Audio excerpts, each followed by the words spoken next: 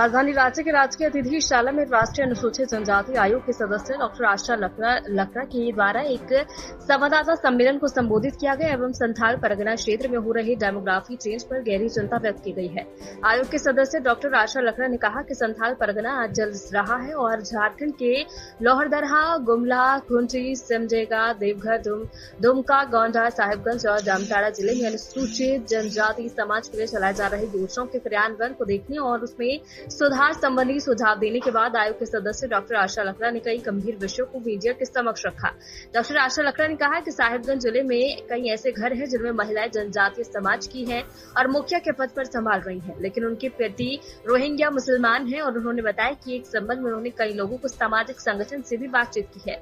आयोग के सदस्य डॉक्टर आशा लकड़ा ने कहा कि केंद्र प्रायोजित योजनाओं का पूरा लाभ जनजातीय समाज को नहीं मिल रहा। एक बरहेट प्रखंड के फूलभंग पंचायत समिति की सदस्य है, बेटी भी आदिवासी है, पंचायत समिति सदस्य है, पर उनका पति मुसलमान है। उसी तरह से हमारा जिला परिषद की सदस्य है, हमारी बेटी है जो जिला परिषद की सदस्य है, पर उनका पति भी मुस्लिम है। इसलिए मैं कह रही हूँ कि जिस तरह से साहिबगंज जिला को एक सेंसिटिव एरिया बन गया है, लगभग 30 से 40% जनसंख्या डेमोग्राफी चेंज हो गया है। इसका उदाहरण और नाम हमने इसलिए उस प्रखंड और उस पंचायत के बारे में बताया है, उसका सर्वेक्षण निरीक्षण आप भी कर सकते हैं और वो सामने तथ्य को ला सकते हैं। इतना ही नहीं, अगर आप उस एरिया में देखेंगे तो ज़मीन का बिक्री किस आधार पर हो रहा है वो भी आपको दिखाई देगा। मैं आपको पढ़ देती हूँ। साहिबगंज का ऐसे गांव है जहाँ के लोगों को आज जिस तरह से हम बात करते हैं सिद्धू कानू, चांद भैरव, फूलो जानो के, जिन्होंने 1855 का हूल क्रांति को लेकर के आए और उस क्रांति के साथ में देश और समाज को बचाने के लिए आज साहिबगंज एक हूल विद्रोह के लिए जाना जाता है। उसी जगह पर हमारा जो बेटी, रोटी और माटी का जो सवाल खड़ा हो रहा है वो कहीं ना कहीं एक बदलते डेमोग्राफी का एक कारण बनता है। उदाहरण के लिए साहिबगंज के मंडरो प्रखंड का तेतरिया मौजा है। तेतरिया मौजा का दाग नंबर 399, रकबा 5 कट्ठा 92 डिसमिल और खतियान है उनका देवस्थल जहर थान, जैसे हम लोग यहाँ सरना स्थल बोलते हैं, वो जहर थान है।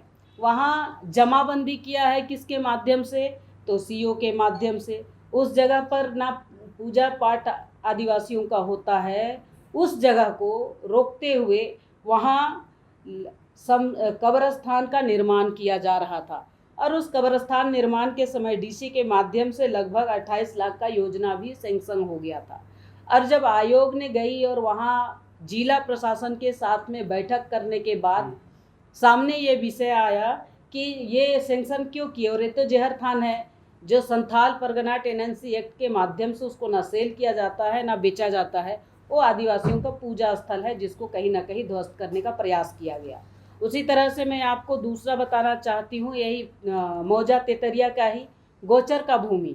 यह भूमि भी जैसे यहाँ भूइहरी होता है उस टाइप का वो गोचर का भूमि गाय को चराने के लिए, लेकिन वहाँ के लोगों ने अपनी संस्कृति को बचाने के लिए अपना वहाँ का सांस्कृतिक कार्यक्रम, नृत्य गायन प्रोग्राम या गांव का शादी ब्याह का प्रोग्राम वही गोचर के स्थान में होता है। उस जगह पर आज के दिन में अगर देखा जाए तो वहाँ मस्जिद निर्माण कर दिया गया है। उसी तरह से और एक बात आपको बताती हूँ कि किस तरह से लोग उन पर हावी हो रहे हैं।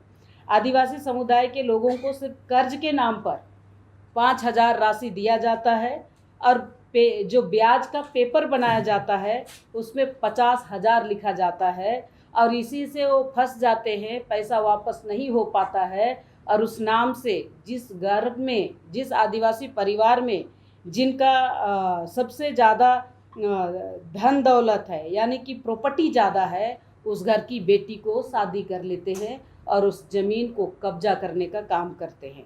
ये कहीं ना कहीं ये पेपर जो बनता है वो पेपर भी दान पत्र लिखा जाता है और 2-3 कट्ठा से 4-5 कट्ठा तक उनको एफिडेविट दान पत्र के नाम से दिया जाता है।